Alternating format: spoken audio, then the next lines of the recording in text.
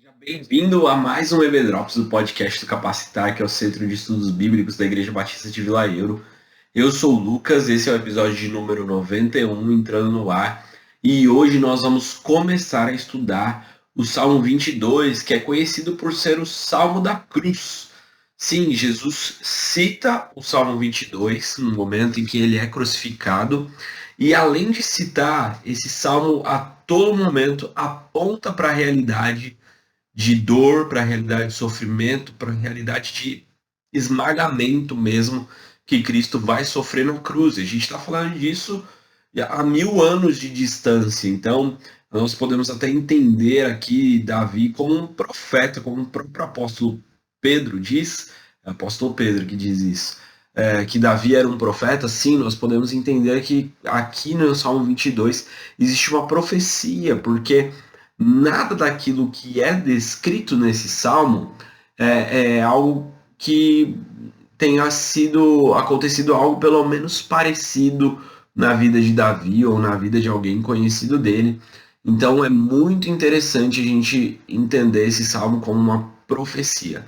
E para a gente estudar esse salmo, eu vou dividir ele em 4 partes. Então, começando hoje, até os próximos 4 episódios, nós vamos nos debruçar e cada uma dessas partes, de pequenas partes do Salmo 22. E hoje a gente vai ler e estudar do Salmo 22, do versículo 1 ao versículo 8. Eu não vou ler, eu disse que a gente ia ler, mas a gente não vai ler. Então, dá uma pausa aí, lê os versículos 1 a 28 do Salmo 22, depois volta para a nossa análise, para o nosso estudo. Vamos lá, então.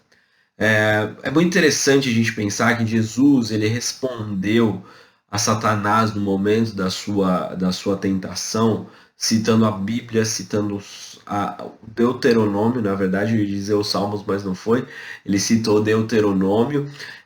E como a gente já falou no episódio passado, Jesus está o tempo inteiro citando a palavra, citando os Salmos. No momento ali da sua prisão, nos momentos em que ele carregava a cruz, ele cita o profeta Oséias, e aqui no Salmo 22 ele é citado ipsis literis, né, assim, ele é citado claramente na boca de Jesus, no versículo 1, quando ele diz: Deus meu, por que me desamparaste? Né? Eloi, Eloi, lama sabachthani. Então, é bem interessante a gente pensar que Jesus ele estava imerso na palavra, né? Parece que a palavra de Deus, que toda a estrutura do Antigo Testamento, né? Os profetas, os salmos, livros de sabedoria, Moisés, que a gente pode considerar aí todo o Pentateuco, né? Que toda essa estrutura da Torá, do Antigo Testamento que nós temos hoje, estava muito presente na vida de Jesus, de forma a que os textos bíblicos eles surgiam, eles vinham à mente do Senhor de uma forma muito espontânea, muito natural. E era isso que o capacitava, que dava força e entendimento para que ele discernisse e enfrentasse cada situação. Lógico que a gente nunca pode separar a divindade de Cristo da humanidade de Cristo.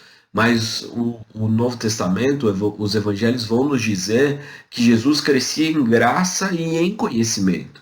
Ele não era um bebezinho que detinha todo o conhecimento bíblico, histórico, do plano da redenção, mas ele foi se encontrando nas páginas do Antigo Testamento, entendendo o plano de Deus, muito provavelmente orientado por José, por Maria, por toda a glória que a anunciação de Cristo trouxe. E eu te convido, se você não ouviu, a ouvir os podcasts da série anterior, em que a gente falou a respeito dos cânticos de Natal, né? No Advento de Natal foi o nome da série, que a gente falou dos cânticos que foram cantados antes do nascimento de Jesus. Então, muito provavelmente Maria contou essas histórias para Jesus, a visita do anjo, o cântico de Zacarias, o cântico dos anjos no momento do nascimento de Cristo. Mas tudo isso, essa parte mais espiritual e mais mística no lado positivo da palavra, ela se fundiu com aquilo que Jesus reconhecia e entendia do Antigo Testamento. Então é muito importante a gente pensar que a própria palavra sustentou o verbo que se fez carne, né? E isso é um convite que nós temos hoje, né? A usar a palavra do Senhor como resposta para as nossas circunstâncias da vida.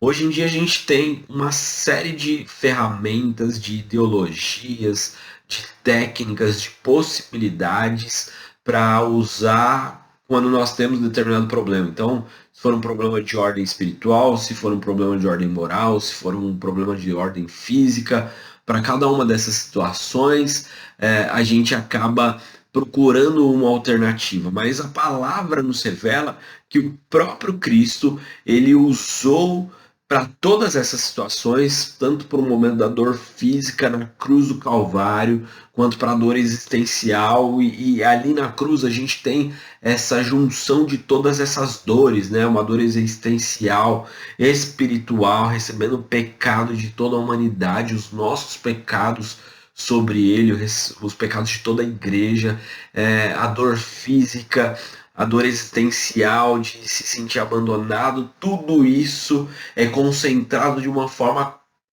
megalomaníaca que a gente nem consegue imaginar e profundamente cósmica em Jesus no momento da cruz do Calvário. E a resposta que ele dá a isso é citar a palavra. Ele enfrenta essa situação se apoiando na palavra de Deus. Então, esse é um convite para nós, né? Para nós usarmos da palavra, para nós incutirmos a palavra no nosso coração e para nós sermos como Jesus, né? A gente é convidado a estudar a palavra de uma forma que ela habite ricamente em nosso coração, assim como o apóstolo Paulo nos adverte, né? Que a gente consiga, em cada momento da nossa vida, em cada situação, por mais complexa que seja, dar uma resposta bíblica que surja naturalmente na nossa mente os argumentos bíblicos, aquilo que a própria palavra nos ensina para que a gente consiga enfrentar essas situações, né? Então a nossa oração hoje é para que a palavra do Senhor modele todos os nossos pensamentos, modele a nossa forma de agir, de pensar, de sentir, de responder às circunstâncias da vida e que em todos os momentos a nossa força esteja vinculada ao que o Senhor nos fala através da nossa palavra. Que essa seja a nossa oração e que essa seja a nossa grande vontade para o ano de 2022. É isso que a gente tem de reflexão para esse primeiro momento do Salmo 22. No próximo episódio a gente vai falar um pouquinho mais dos próximos versículos do Salmo 22.